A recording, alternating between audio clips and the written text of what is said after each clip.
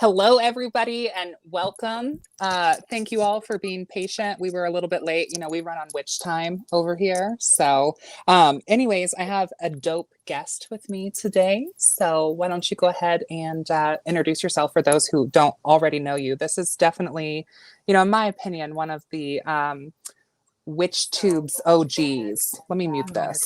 So, yeah. Hello, I'm Owlvine, and if you cannot tell, I'm Australian from my voice, and we're going to be chatting about all of those wonderful things. I haven't been making videos consistently for some time, but a few years ago I was. So anyone who was around back then might recognize me, but for everyone else, hello. And I look forward to, chatting with you all today about all things Northern and Southern Hemisphere. So that's the crazy thing, right? Is like, I think it's so easy for us sometimes to kind of get like swept up in our own like little worlds that we forget that there's other worlds outside of our worlds and the physical and the astral in a way. And like, I was thinking about this when we were initially talking on Instagram, like how insane is it that like, we're prepping for totally different times of year. Like, but we're living in the same reality, but you're also in the future. Like, what a strange paradigm. It's pretty wild. So, I mean, for us down here, this is totally normal because we've grown up with like knowing a lot about American culture, through TV and all that sort of stuff. So for us, we've always known that we're topsy-turvy down here. And it's been an interesting experience being a witch or coming into witchcraft, particularly initially. I felt so alone, and I think a lot of other people probably in the Southern Hemisphere would feel the same. Like all the resources that I could find were all American or UK, from the UK as well, but all Northern Hemisphere. And our seasons, for anyone who doesn't know, are literally the opposite. And all of this stuff's quite different. So if you're looking particularly at sort of pagan resources, a lot of it doesn't fit. And so I've heard people, and kind of in the beginning, what I did was when I just had no idea about anything, is I'd kind of follow the seasons like from the Northern Hemisphere. So I'm like, all right, it's the middle of summer right now, but it's Yule, I guess. And like, it was very bizarre. Whereas later on, I realized I can make this work, and like, it's the opposite and this kind of stuff. So kind of getting my feet wet there. But yeah, it is a very weird thing. And also I am slightly in the future, and because of my time zone. So it's the 10th today, but it's the 9th for many of you. And it's all very bizarre. Yeah, for sure. It's a little bit of a mind fuck when you really kind of think about it. And like, so like I've always had this theory in terms of the hemispheres, and I would like to hear, your perspective on this theory. But I was talking about this with a friend. This was a long time ago because I remember the pagan perspective, and I remember there being Southern Hemisphere pagans, and that was something that I don't know why it never occurred to me before, but like that was probably when I was like, oh yeah, like I guess a lot of this mainstream occultism, witchcraft, paganism is very Northern Hemisphere aspects of it. I think like Wicca, especially the Wheel of the Year, especially, because I think every, country, culture, and land has an innate type of magic. But like if we're talking about like BTW style traditions, like, and if we're talking about like the Wheel of the Year, it had never occurred to me how that would like translate or compute in the Southern Hemisphere. And I forget who it was, but I was watching another Southern Hemisphere content creator, and they had said what you had just said, where they basically just like flipped them because it didn't really make sense to practice and I don't know if you still follow the Wheel of the Year or not in your practice now, but like at this time, this person was saying that they just kind of like flipped them, right? So instead of celebrating Yule, they'd be celebrating Litha. And I think that in this sort of like Wheel of the Year cosmology, whether you identify as a Wiccan or not, I mean, a lot of these things are historical holidays that would be being celebrated regardless. Like the fall equinox, the winter solstice, the spring equinox are not necessarily Wiccan, like there's aspects of it that are associated with Wicca, but I mean, people have been venerating astrological occurrences for as like long as we can really remember. I mean, we've built pyramids around them, like certain times of year.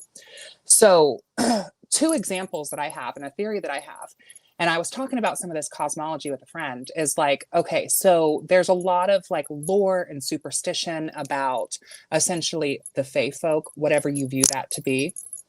Not necessarily just the spirits from the Emerald Isles, but like nature spirits in general being more prevalent, or their presence, their current being easier to tap into around Beltane. And then the direct counterpart to Beltane on the Wheel of the Year, going down from Beltane, being like Samhain, talks about, you know, the veil being thinnest and being able to connect with the dead at a much stronger frequency. And so something that I've always kind of like thought in terms of this in a literal sense is we do have these two hemispheres on our planet that like spin, right? And like our seasons are flipped. So what if these two realms kind of in a way, and this is going to sound real woo, but that's okay. Like I'm about that. What if these two realms like orbit our planet in a way to where it matches the axis of our northern and southern hemisphere? Does that make sense? Like, you know what I mean? Like how the sun and the moon also kind of like how we experience that. What if these cycles of these natural realms also move around our planet in this way? What do you think of that? So I love that you brought this up, and I feel like it's a perspective that we are almost forced to consider being in the Southern Hemisphere, right? But how I feel is that it is like an axis of energy, and that we have access to either spectrum or whatever along the energy at any given time, because it is happening on the other side of the planet, you know? So at Beltane, there is the energy of Samhain. Like you can tap into that, like we're witches, you know, like you just, yeah, that energy is happening just right up there, you know, just fucking tap into it. And I know with, particularly with the bigger, if you will, holidays, there is a lot of meshing of the two. So I've heard some good names for Samhain / Beltane, and that's Heltane and Belloween. So I like that. So what I do, you brought up a couple of things actually, which I'd love to touch on. So one of them is actually celebrating the Sabbats. But when I'm observing Beltane and Samhain, what I actually do is, because Halloween is starting to become a bit more of a holiday here. It wasn't really when I was growing up, but now there's more people like sort of decorating their houses and kids trick-or-treating and stuff. So I tend to observe that Samhain energy on the 31st, and then the following day I'll observe that Beltane energy. And so for me, I don't particularly follow the Sabbats in my own practice. I sort of never really have. I do like the attention that it brings to the land and the season. I think that's really good. And then, you know, wherever we live, if we're tapping into what is actually happening in our biosphere, that's always going to be the most connective. So using books and resources to kind of get an idea, like how do people do it in the UK? All right, cool. You know, and then, but winter for me is like this, you know, and kind of going from there. But what I tend to do with the Sabbats is that I will, for the bigger ones, I'll kind of like, I'm always aware of them, right? Like I can't not be. But I more use them for spell work. So rather than kind of having these ritualistic sort of spiritual observances, I'll usually, like if I'm doing something, I'll tap into the energy of that to weave into whatever it is that I want to do. But weirdly as well, I'm always very aware of the Northern Hemisphere Sabbats, not just because it's being talked about by everyone, but because I actually work online as a witch, predominantly with people from the Northern Hemisphere.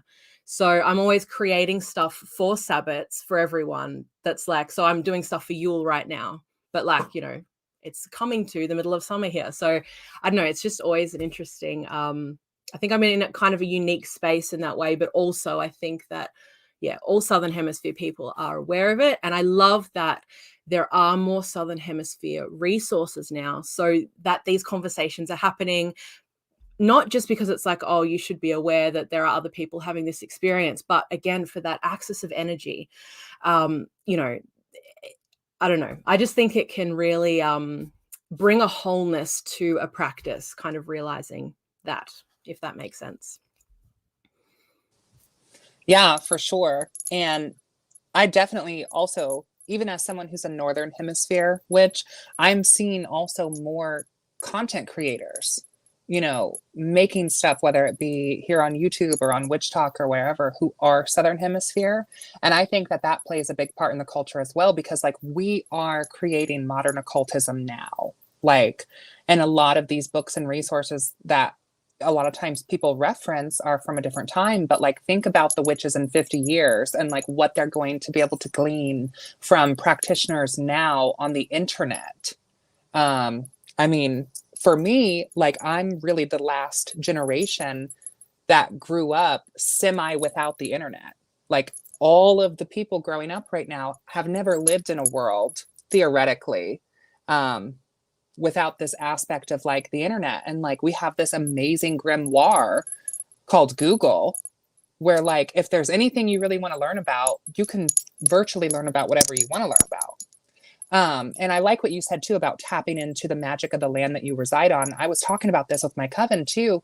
Like when we're celebrating the spring equinox, like why not try to tap into spirits of the land that we physically reside on? So I live in the US. I live in the Midwest, like the Midwestern part of the United States. And one of like these very prominent spirits that we have here is called the Deer Woman, who's an indigenous spirit of the Midwest, who is really, really interesting. And like I personally have, even though I'm not of my bloodline per se, is not of these lands, like most Americans, because America, has a really messed up history, of course, of colonization and enslavement. So even though I am not of these lands, I feel like as a witch on these lands, I feel like it would be foolish to not observe the spirits that are already here, as opposed to invoking stuff, from other places. So what does that look like for you in Australia? And if there are any spirits that you've worked with that are indigenous to Australia, like what has that been like for you? So I've only worked with very personal land spirits. So I haven't done a whole lot of looking into or learning about Indigenous mythology yet, although I have a couple of books on my shelf, and it is something that I've started to feel more called to. I have an interesting experience with that. Feeling very out of place here, like my heart always longed for Europe. So my ancestry is Polish on one side and Irish on the other side. And it was weird as a young kid. Australia didn't feel right somehow. It was all very bizarre, and I haven't sort of worked it all out for myself, but I always had this longing anyway for my ancestral home. Because we're first generation on one side, and then I think third or fourth generation on the other side. So we haven't been here too long. And Australia is a young country, even compared to America. So, there's all of that going on as well. But I did notice, so since stepping into a magical path, I've lived in 2 different spaces. So I began kind of in the suburb or town that I'm in now. Then I moved away, and that's where all my other videos were and everything. We had this beautiful green space, and it was just lovely up there. And then we've moved back now. I found the connection to the land spirits where I was before very strong. I think part of that was that I really, really cultivated it over several years. But also, before I moved there, I actually connected with them. So we went to look at this house, and this is about an hour and a half from where I live now. We went to look at this house, and as soon as I saw it online, I was like, I knew I wanted to live in this house. So I decided to take something with me and leave it there with the land to be able to connect with. This is all intuitive too. Like I was such a little witch at the time, but I was like, I'm going to leave something there so I can connect to that space. And so I did that, and I actually spoke to the land, and then I did all this magic with the land down here, but connecting to that land. Anyway, so I just built up this strong connection. And up there it was a lot more kind of typically Australian as well. Like there was kangaroos and blue tongue lizards and kookaburras and like, all these different Australian animals. Down here it's very suburban. I live in a very suburban area now. I've got the beach and I've got seagulls, but that's about it. So up there it was a really unique experience because I haven't lived in an area like that before that was like very kind of typically Australian. And it was a really interesting experience. I'm just trying to think, like, I'm just feeling like I miss that bond actually. And I know that I can have it again. Like, I know that we can have this bond to the land no matter where we live and no matter what kind of building we reside in, even if it's a 10-story apartment or whatever. It can be a bit more difficult, but it is possible to cultivate that relationship. And I'm doing it slowly here. Like, I just have a little courtyard outside and sort of a little garden down the side of the house. But there's something about, I think, physically touching the land. I'm quite kinesthetic, so that might be why, but physically touching the land that helps me to start really connecting with the spirit of place as well. So I don't know. All I can say is really that it's very different, I think, no matter where you are. I don't have a lot to say on the Indigenous, spirits specifically at this time, but I was actually looking for resources when I was thinking about us doing this topic, and I was like, what are some good resources on like Australian magic connecting with this? And there just really isn't a lot out there that I've been able to find easily. I know it's out there. I've got to look. There's one that's called Talking with Nature. I can't remember who it's by. That was quite good. There's one that's called Australian Druidry. And this is the only one that I've found recommended by people. And apparently, I haven't read it, but apparently that's really good for actually connecting to this land here as well. So yeah, I think that answers your question. I can't remember if there was anything else. Yeah, I think actually earlier today, I watched a trailer about Australian Druidry on YouTube. There's like a video of Australians practicing kind of like this neo-fusion blend of like Celtic Druidry mixed with like Aboriginal Australian practices is kind of what it appeared to me as. I'm not sure, like I think it's like a 3-minute trailer. But yeah, and I would think too, like, we've had all of these Northern Hemisphere resources, right? And it's been a relatively modern thing for us to have more of these resources from a Southern Hemisphere perspective. So one of the other things I was thinking of in correlation to working with the land is like, same thing even for me as an American, like so much of this is European. Like, if we're talking about BTW, if we're talking about a British traditional witchcraft path, and if we're talking about like the Wheel of the Year and Gerald Gardner's aspect of occultism, if we're looking at this specific lens, because like I said, there's occultism all around the world everywhere. But if we're looking at this like very mainstream cookie cutter aspect of the craft, like a lot of the herbs that are in these books, like some of these things aren't even accessible for me as an American. So like on the totally other end of the world, I would think that there would be like possibly different correspondences to like similar things. Like maybe we're not using the same sorts of like herbs, or like if you do use animal parts in your practice, maybe we view these parts differently or incorporating completely different parts. Like I said, before we started streaming, I remember watching with my sister on Animal Planet back when Animal Planet was relevant. And it was, the world's top 10, right? Like they'd have like the top 10 strongest or the top 10 biggest or whatever. And there was one that was like top 10 most venomous, I think it was. And like legit 7 or 8 of, and you could probably find this episode on YouTube somewhere and stream it. I'm sure. But 7 or 8 of these things were from Australia. And like, I remember us kind of joking back and forth, like if we needed 7 or 8 reasons to not go to Australia, like those would probably be the reasons. Cause it seems like there's so many things per this show. And like, we're the stereotype of like these stupid Americans, right? And I know very little about Australia. I really know very little, but I'm like, wow, like insects to like things in the water to like things that fly. Like, um, so that kind of leads me into this thought of like the poison path and this sort of aspect of the craft. If Australia is this land of venom that Animal Planet paints it out to be, I think that would be something very interesting that would be a part of Southern Hemisphere Australian witchcraft, is maybe working with the medicines that are in, poison and venom. Like snake venom is used in anti-venom, like, and using this sort of correlation causation in like an astral sense, maybe not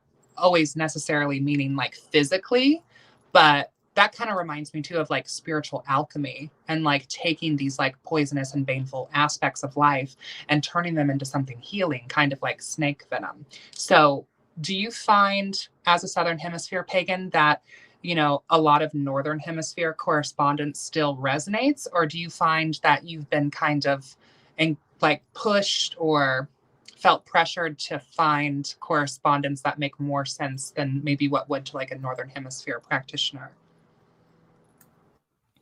First of all, I feel like you just blew my mind with all that poison talk. Like, oh my God, I'm going to look into that. I love that. And I must say about Australia too. So I know there's all these like shows out there and everything. Everyone's like, oh my God, if you go to Australia, you're going to fucking die. But a lot of that stuff is like further north from where I live. So I live in Melbourne, which is like right down the bottom of the mainland of Australia on the east coast. And in cities and stuff, a lot of like built up areas, there isn't a lot of that going on. So I actually, when I was living at my other place, I think it was the last year or two that I was living there, I saw my very first snake in the wild. So I've never seen a snake in the wild before. Just to let you know, I'm 33 years old, so it's not like, I actually almost stepped on it. It was bloody terrifying, but it was an amazing experience. And I was bush bashing, so it was my own fault. But yeah, so there's not a whole lot of like these critters kind of going around in kind of everyday like suburban areas or whatever. And again, a lot of them are north where it's tropical and they've got crazy spiders and all kinds of shit up there, which not my deal. So in terms of correspondences, I find that we, especially these days, have access to a lot of them anyway. So through resources like even like eBay, like I can buy a lot of like most really of the specialty, curios and things like that I want to through there. And I find that a lot of them do translate because many of the herbs and stuff we use are edible, right? So they're already in the grocery store. So it's stuff that I've had around anyway. I mean, I've amassed quite a collection now of different things that you can't find in a grocery store. And I've certainly connected with different plants that I've had growing around me. Again, more in this other place because up there it was very kind of Australian. Where I am now, there's a lot more I don't know what the word is, but non-indigenous plants around here. So like I've got rosemary and lavender and jasmine and, plants like this, which are, native to my little parcel of land. So I think it's hard to find like ready-made correspondences. I haven't really seen any for Australian plant life or any other kind of New Zealand plant life or whatever in terms of how other people feel they're used magically. So it is more work, to actually go in and connect with the plant and get your own sense of the way that it wants to work with you. Or the way it will work with you. So yeah, I've done a bit of both. But I mean, I love like I love my herbal books. Like I'm just looking at it. One of my favorite ones is this, where are we there? This one by Catherine Ironwood with just like I just love going through them and getting creative ideas, and they're like, oh, we use, I'm trying to think of one example here. That's not a good one. Hang on. Clover. I don't know. That's a really obvious one, but clover, and this is how it's used. And I'm like, oh, that's an interesting idea. I've got clover. What can I do with that? And how can I incorporate this and kind of play with it? So to answer the question, I haven't found it too difficult because I think in a lot of these resources, there is like grocery store items, and we've all got access to those. Yeah, no, that's a really good point. And so much of what we use is also used in culinary arts as well as the dog arts, right? So, like, I guess that kind of checks out. I still think, though, and I don't think you could convince me that the eucalyptus that I have access to is probably not as rich or delectable as like the eucalyptus I could access down under. Like, kind of to me, like I would think like you can buy tomatoes from the store, but if you grow them from home, they just are so much juicier and more delicious. And yeah, like I feel like I associate eucalyptus a lot with Australia. Like I don't know if it's all over the place or not, but like We don't have, koala yeah, bears really vibe with eucalyptus? That's a thing, right? yeah. No, we've got tons of eucalyptus, and there are many different varieties as well. So there's like, yeah. Thank you, Hyperion, by the way, for your super chat. And definitely, yeah, you're going to want to check out Owlvine's channel. I think that one of the things that I've always liked Owlvine about your channel is that like it's really grown with you. And like if you scroll back to like some of Owlvine's earlier videos to like more current stuff, like I think that that's a really strong kind of testimony of how practitioners evolve and change and incorporate different aspects and absorb other aspects over time, you know. Yeah, Owlvine has a really dope channel. Actually, it's kind of crazy because I hardly ever use Instagram, and one day I got a notification that the Owlvine Green was following me, and I'm like, I think I literally messaged Owlvine and I was like, what? Like I was just kind of like in shock. And you know, I remember us being me being aware of you initially years ago, back when that was the whole pagan perspective thing. So, and then you kind of disappeared. And I also like disappeared for a while and then came back and then disappeared and came back. And so I guess the next thing is talking about community changes, right? I mean, I'm not sure when exactly you started. Was it around 2016, 2017? Yeah, I think so. I think we started roughly the same time. I can't remember what year exactly it was now, but yeah, around there. Yeah, I think it was around there. And yeah, the we were talking also earlier before we were live about how the witch community, content creators, the occult world, specifically on YouTube, has like changed so much.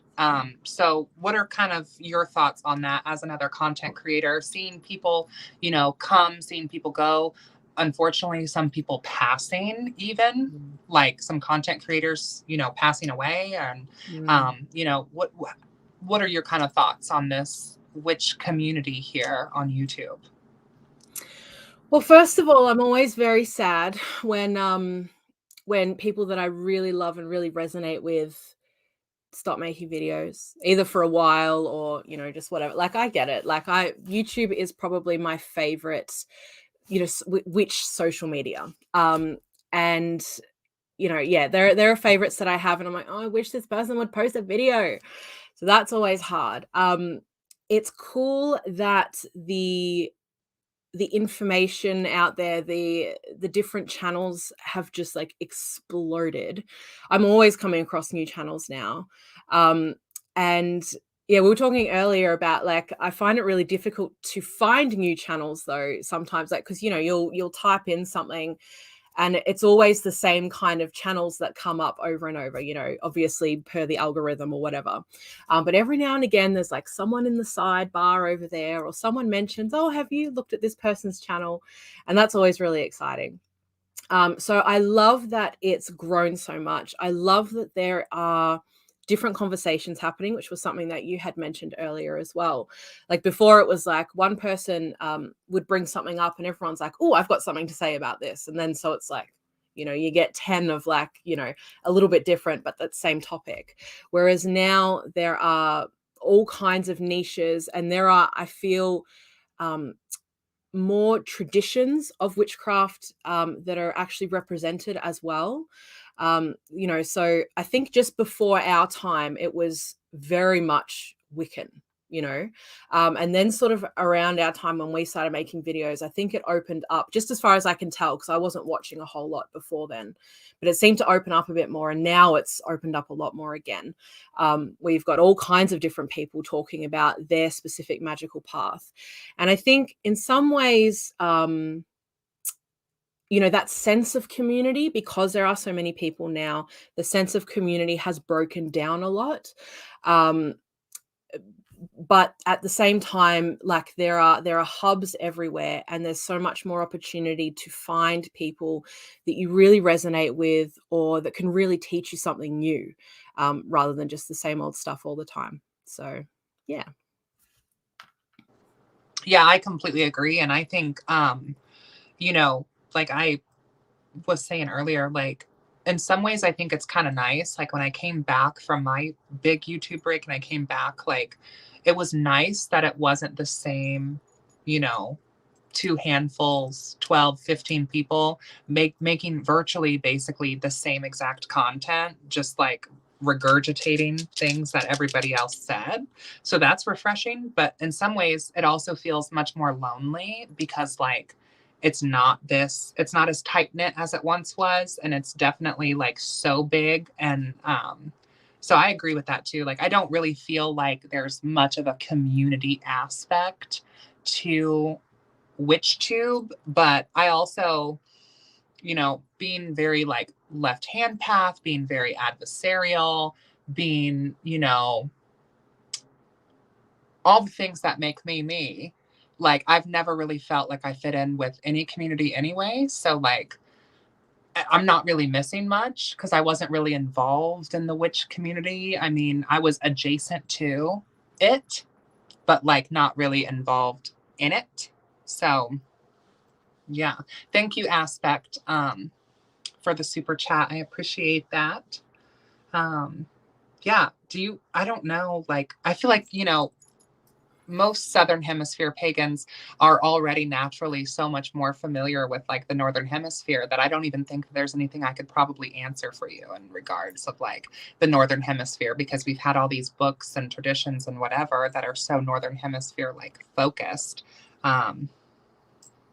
So I probably can't help you out much there. But I do think it would be really cool to do some sort of like witchy trade-off, like send like a witch box of like specifically more local based items or trinkets or gadgets or gizmos.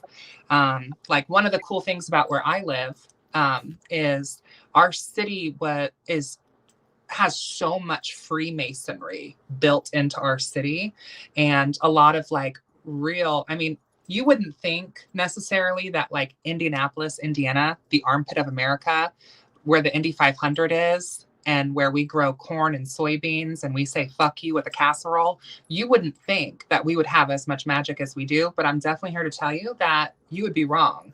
Our city is built on magical ley lines and grids, which is crazy. Like it's literally built up in planetary grids. We have the 12 natural zodiacs and planets around our like state library, and we have a ton of Freemason architecture. And like, so if you're into conspiracy theories, we have a lot of that here. And then if you're into like the paranormal aspect, we have like a ton of I'm spacing on the word. What was that called? Where we hid our liquor for a while because it was illegal. We did that. I forget what that word is, but we did that. And so we have a Prohibition lot of that or history. We have a lot of like yeah. Underground Railroad history because our state bordered, the Confederate side. So we have a lot of that. I think some of the things that I would put if we were to do like a north south, because I think that would be a cute idea, and even a fun live stream where we open each other's boxes or something. And I think part of the fun and part of the challenge would be finding specifically local things, but I think that would be something really cool. And I would definitely, I'm very much like animistic in the sense that I would be like, oh, let me try to get like some of this like brick dust from this particular building at this particular place, and send that in the box. Or let me get some of these, like, let me pull some of these plants and dry them from like the Crown Hill Cemetery, which is the oldest and largest. First of all, I think it's the largest cemetery in a state capital in our entire country. And it's very interesting. And there's also a lot of occult folklore, natural local folklore, like with Albertina and Agnes. And we literally have a grave at Crown Hill Cemetery where there's a giant besom sticking up from it. So there's some local witchcraft for you there. What do you think of that idea? Would you be into that? I am so into that. I think that'll be really fun. That would be a really, really cool live stream as well. I love that idea. Let's do it. And also cool, like your town sounds amazing. Like you've got all this incredible stuff there. Mine feels so boring now. We were a racetrack once. See, here's what I think. Like, I very much thought that my state was super boring. And I very much thought that my city was super boring until I intentionally and specifically started really digging. Right. And it started for me first with the paranormal aspect and like the haunted aspect and like the spirits of the dead and the damned aspect. And then also the indigenous aspect and trying to understand more of the spirits that reside on this land who I'm possibly actually interacting with. Like, or I should say interacting with me. Like when I go out into the woods, like I'm not seeing necessarily like red caps. They're not necessarily indigenous to my land. That doesn't mean that they couldn't be conjured here and brought over here. Obviously, we have tons of living invasive species. So like, I'm not saying that you couldn't encounter spirits or entities from foreign lands, but I feel like I'm much more likely to encounter the indigenous spirits of the lands that I live on. And also the Midwest too, which I learned this from my friend Nora, who's in the chat. Hi, Nora. She was telling me about how the Midwest here in the States was like known as like the spirit lands. And like, we were never really supposed to settle here to begin with. Like, it was kind of like a flat, abysmal land that like, I guess is good for agriculture wise, but like it was very much known as the spirit lands in that sense. So I think really if you, because I feel like you're a very scholarly person. I've seen some of your content, like, you're smart, you know how to read, And I feel like if you opened up that big grimoire known as Google and like got in there and were like, haunted Melbourne, I guarantee you'd find some stuff. Or like conspiracy theories, Australia, guarantee you'd find some stuff. And like you said, like I think some of that's kind of important as witches is like connecting with that. And like, like I said before, I don't know a lot about Australia, but isn't there like a lot of like, let's take all of our prisoners from other locations and throw them into Australia? Like, wasn't that a thing? A little bit, yeah. Yeah, no, you're right. And I know in Melbourne there are a lot of like ghost tours and things like that. So there's certainly stuff. All I know about this particular suburb that I'm on now is it was actually not that long ago 3 farms, and my husband's grandma lived on one of those farms. So she grew up there. It was her dad's. And this is all right by the beach, by the way. So they're all 3 beachfront farms. But they actually ended up selling off the land because they're all alcoholics. So if they hadn't of, the family would be insanely rich right now. My God. But it's really interesting because this house that I'm in now is actually my husband's other grandma's house that they built back in the 80s. And he bought it from them like, I don't know, 12 or 13 years ago or something. So this is ancestral land on the other side specifically. And then you've got, the farm. but then all of that side of the family lives in this suburb as well. So literally my mother-in-law's down the street, her mum's next door to her, there are two sisters across the road, there's a brother down the road from us, and then there's a cousin 2 streets back from that. Like, it's fucking insane, right? Like, I come from a tiny family, it's just insane. So we've got that very kind of personal land history here as well, which has been very interesting, actually. And it's kind of off topic, but I felt the ancestral protection when I moved back down here. Like, because when I was first beginning my practice, I didn't, I hadn't tapped into a lot of that sensitivity. So I didn't really, plus I had so much shit going on. So moving back after having, you know, how many years of practice and all of that, and then coming back here, I'm like, ooh, like I can feel, yeah, those ancestral spirits, which I guess is another, you know, we've talked about land spirits and that sort of thing, but ancestral spirits being in the space has been an interesting kind of exploration as well. So, yeah.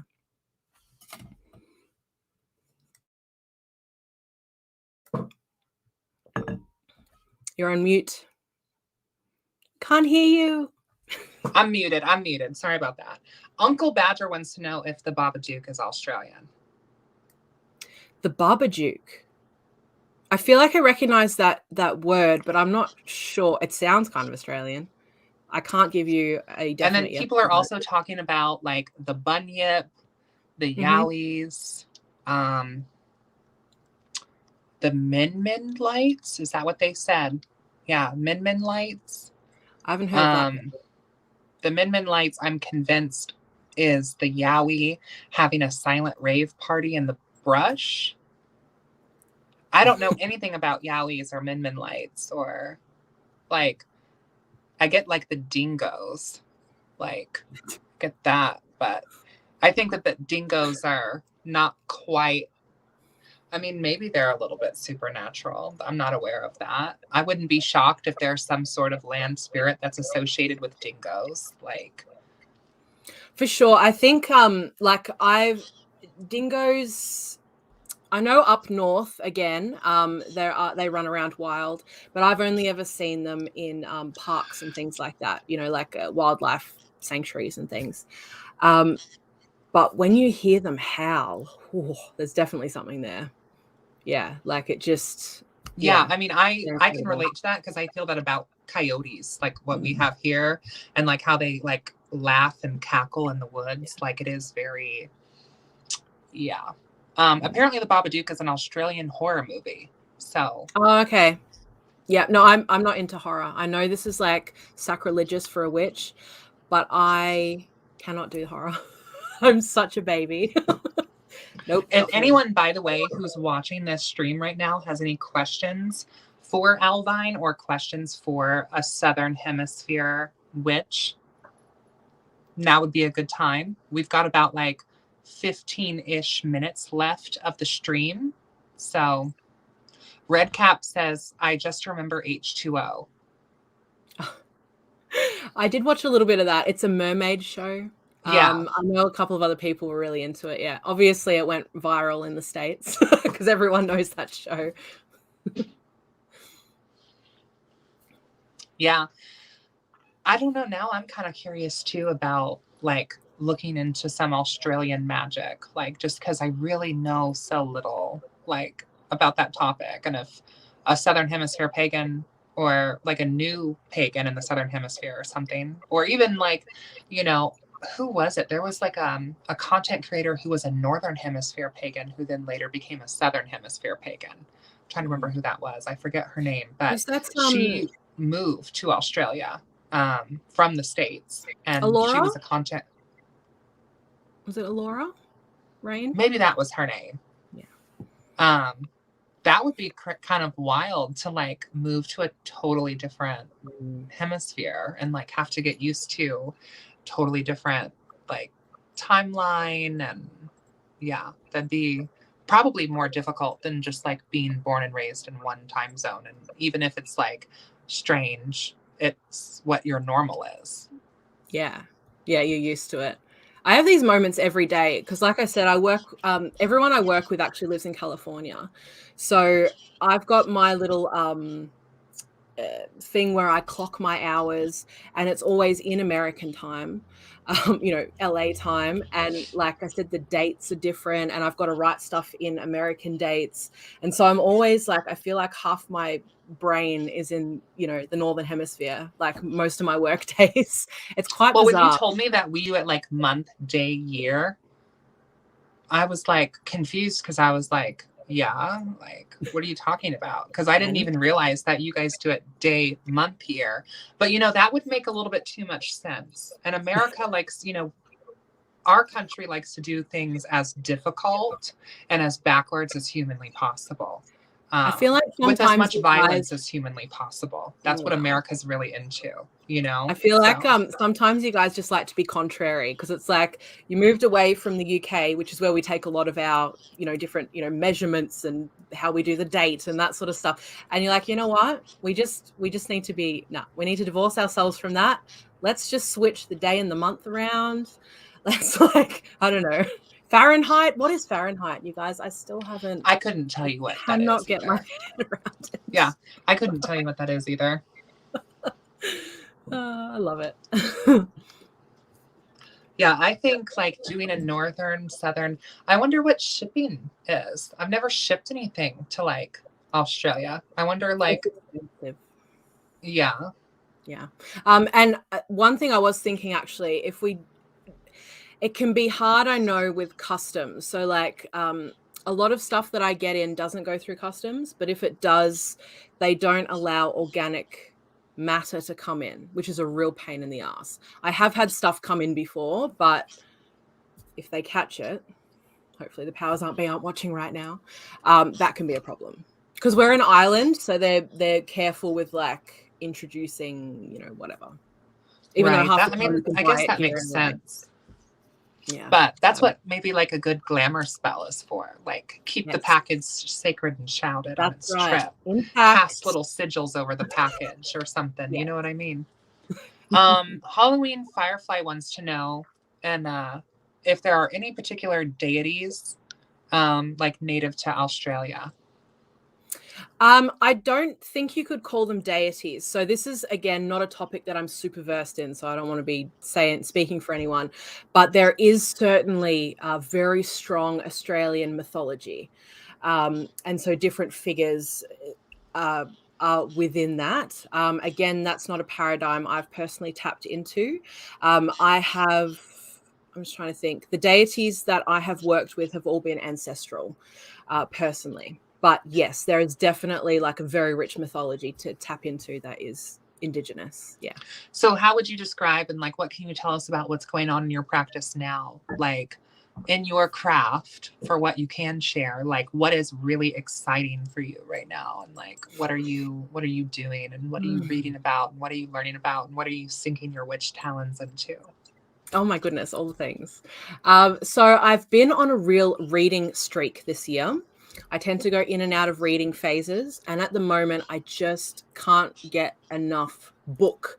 So currently, I'll just show you what I'm currently reading. This is for a book club that I just joined, but it's called of Bones and Blood.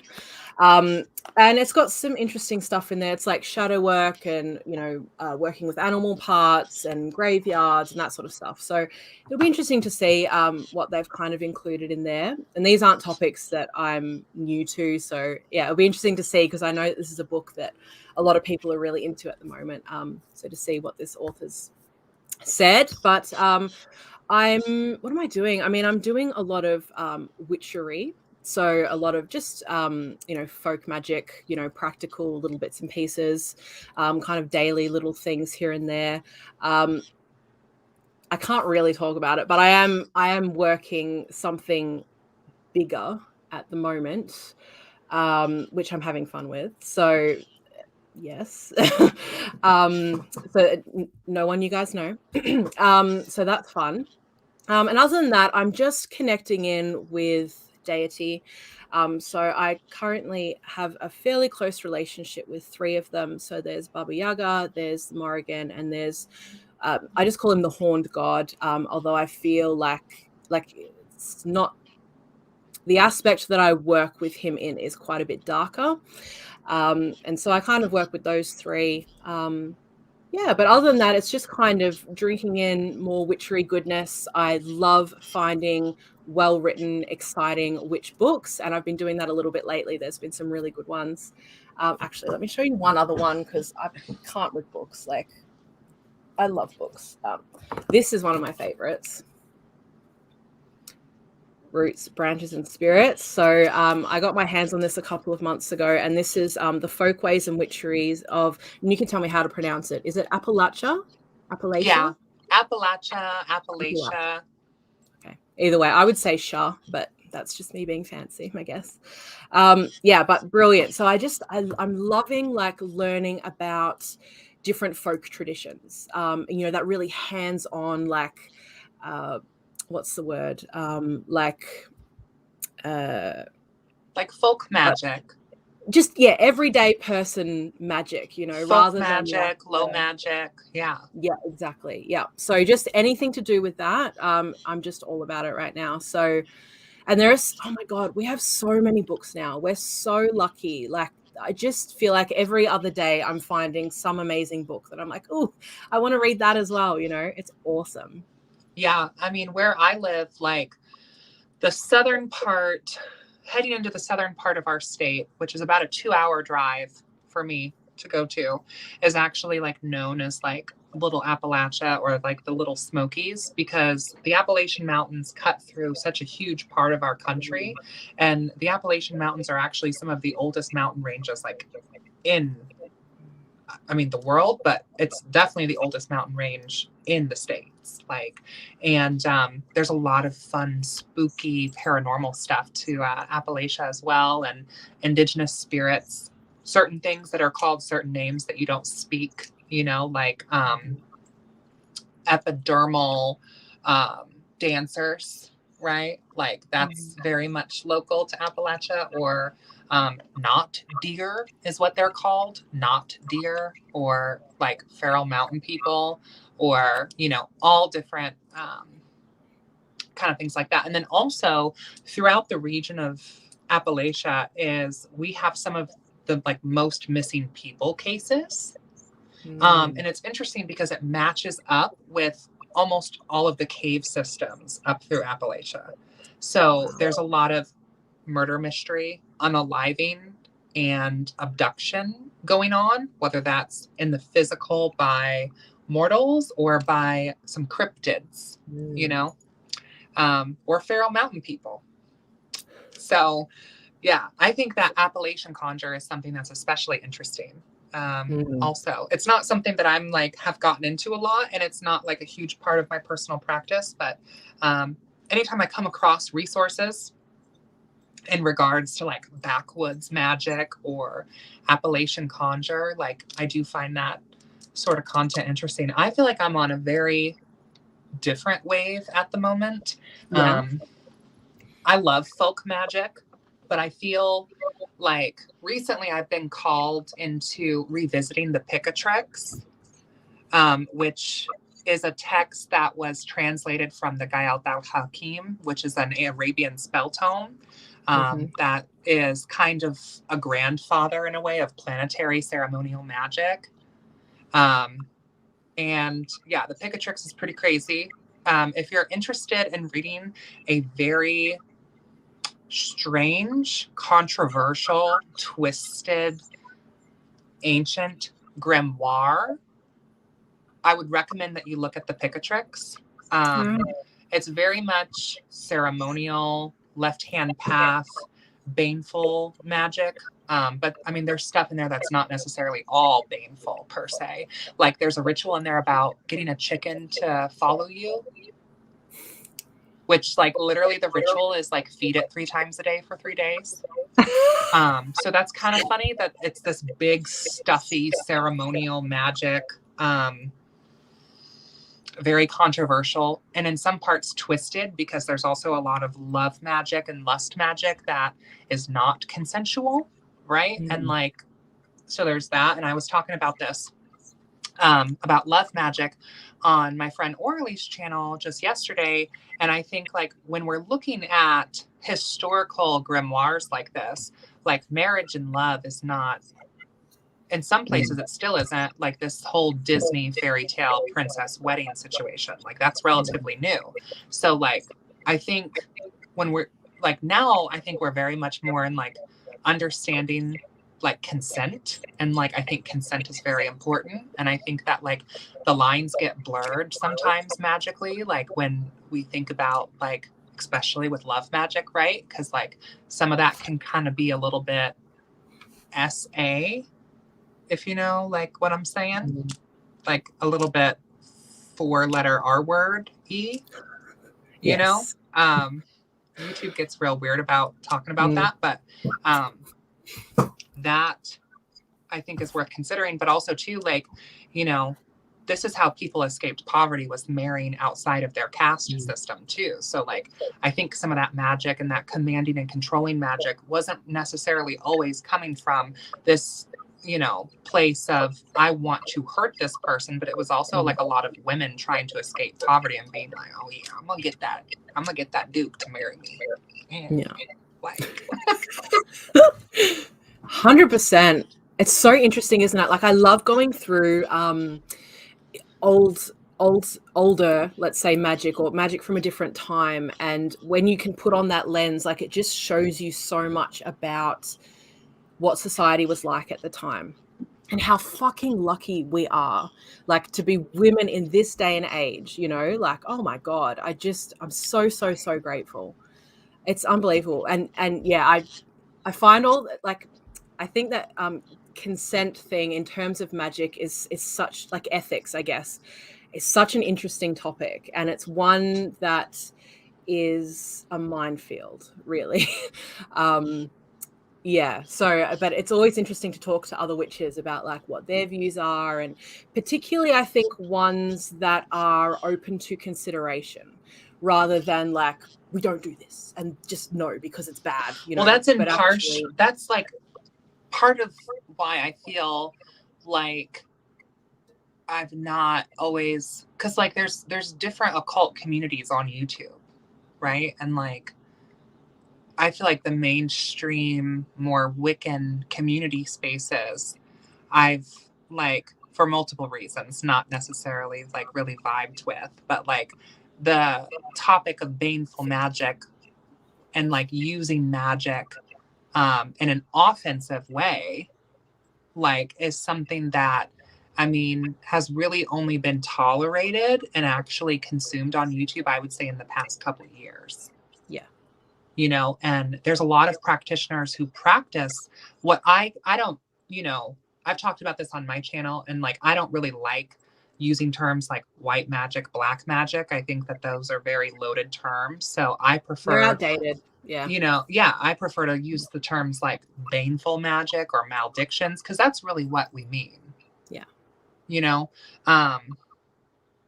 But I remember, I think I can count maybe 2 or 3 people who were never Wiccan content creators, but I can probably count 2 or 3 of them who back in 2016 were making baneful magic videos, because most of the time if you made those, you got a slew of Wiccans coming in, shaking their finger, talking about this threefold law.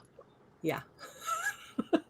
100%. And I think that's why so many people I've never I might have alluded once or twice to it, I think, but I've never outwardly spoken about what I do, you know, and which is a shame, because I feel like there's so much good conversation that can happen around it, but there is that whole like, well, then you've got people jumping on being like me, or even I think sometimes people then I just feel like this is a whole huge topic in itself, hey, but like also going the other way and then trying to fix all of their problems with magic in a more say intense way, and lean into that instead of doing anything in the physical. But I mean that can be said for any kind of magic anyway, you know. So Yeah.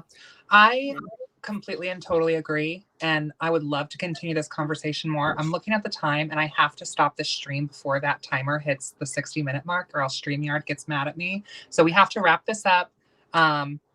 Sorry that this closing is so awkward, you guys. Thank you all for watching and joining. And until next time, blessed be. See you in hell.